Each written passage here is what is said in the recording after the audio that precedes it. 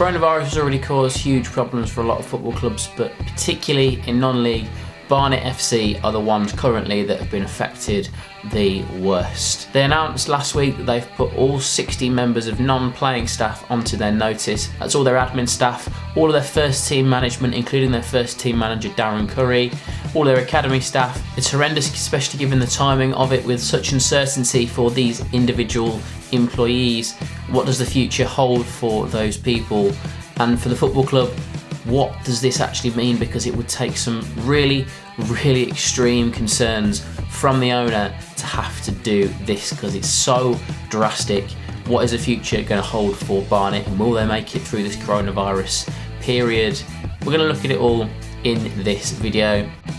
But first of all, this video is sponsored by OneFootball, who will keep you up to date with all sorts of different information across the world of football. Difficult at the minute with not a huge amount going on, but there's plenty of content on their app, including viral videos and lots of different news as well, to keep you up to date with what is going on in the world of football despite all of this uncertainty. If you haven't checked it out yet, the link inside it will be in the top line of the description. Barnet dropped out of the Football League at the end of the 17-18 season, so are now into their second season back in non-league. In their last season in the Football League, they were getting crowds of over 2,000, and that has dropped to the 21st highest average attendance in the National League. So they are literally right down at the bottom in terms of average attendances currently, and they get just around 1,200 people at the games on average. That is a very low attendance for National League level, and it's going to have a massive impact on finances, especially when Barnet have moved into their new ground, the Hive, in the last decade and developed it quite a bit as well, building a big stand behind the one goal in the last few years. They've invested quite a lot of money. The club released a statement on the 17th of March and said, since the relegation from the Football League, general costs have increased, resulting in operational losses of approximately £100,000 per month. The club budgeted for this cost in the hope of promotion, but of course at the end of April all of our parachute funding will cease, and we need to therefore make savings accordingly. In order to meet the challenges ahead of us, we will have to dismantle our existing cost structure and look to rebuild for next season with a much leaner cost base. We've therefore taken the difficult decision to put all Barnet FC staff on notice. This is to include all first team coaching and backroom staff, the Barnet FC Academy, and many of the operational staff across all areas of the club. Supporters will understandably want to know how this situation affects our head coach Darren Curry. Darren has a long notice period within his contract, and as such, should the season resume, he'll remain in charge until at least the end of the season and possibly beyond. The fact that the club is losing £100,000 per month means that as a business model, Barnet FC is totally unsustainable. A lot of football clubs, particularly in the National League and the top parts of non-league, do run at losses quite frequently, but this is because they're all chasing that dream of getting promotion and getting up to the Football League. So that effectively, with everyone else spending so much money just to compete, other teams have to spend beyond their means, and sustainability generally across football, going right up and down the pyramid, is very difficult to come across. There are very few clubs across the country really that are able to not make an operating loss. There are different ways that money are brought into clubs. For example, Barnet talking about how they have their parachute funding from the Football League following their relegation, which will end at the end of this season. They were banking on the fact that they could get promoted back to the Football League at the end of this season at the latest. It's still possible. They are currently in 11th position with as many as 4 games in hand and just 4 points behind the teams in the playoffs. So it is very likely and certainly possible. It sounds like they were just hoping that they would be a bit higher up in the table and that their chance of promotion would be a bit higher to be able to warrant this amount of spending and this amount of a loss. Additionally, Barnet released a second statement on the 19th of March.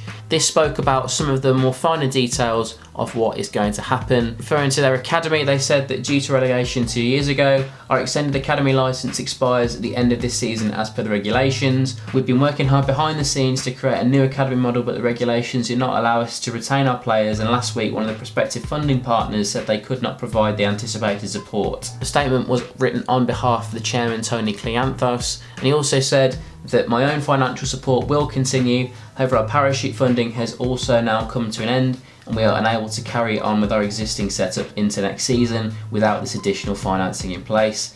This means changes to staff numbers and the need to prepare for life with significantly reduced crowds and funding. This is sadly now our reality. If the league programme resumes, then we will complete our fixtures, and if promoted, staff will retain their positions. We are holding on to a very slim chance with hope, but at best I cannot see this happening before June, if at all. He then went on to say about the overall problems in the world relating to coronavirus. If you read between the lines of these articles, there is a way that they're trying to spin coronavirus as the reason for this decision to have had to be made, but in reality, the club is just overspending, and this coronavirus has been that last nail in the coffin. Tony Kleanthous has been at Barnet for a very, very long time, since 1994. He's moved the club from Underhill to the Hive Stadium, a decision that has been met with some mixed opinions. I do feel really bad for Barnet and the future of what that football club is going to be. It is a worrying time, effectively, when things are being spelled out so clearly. It's basically saying that we need to get rid of every single member of staff.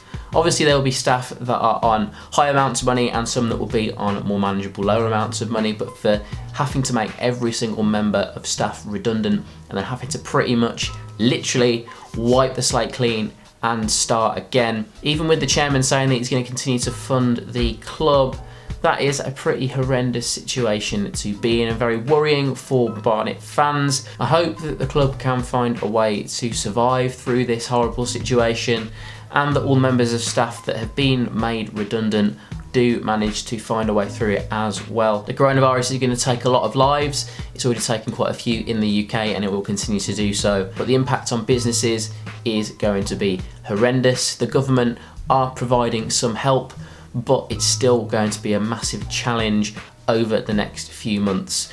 But yeah, let me know your thoughts on this in the comment section down below. Do you think that the problem at Barnet is simply because they've just overspent? But yeah, just let me know your thoughts on it in the comment section down below. If you enjoyed this video, remember to hit that like button and click subscribe as well to stay updated with lots of different information and videos like this one from non-league football. And yeah, I hope to see you in the next video, and thanks for watching.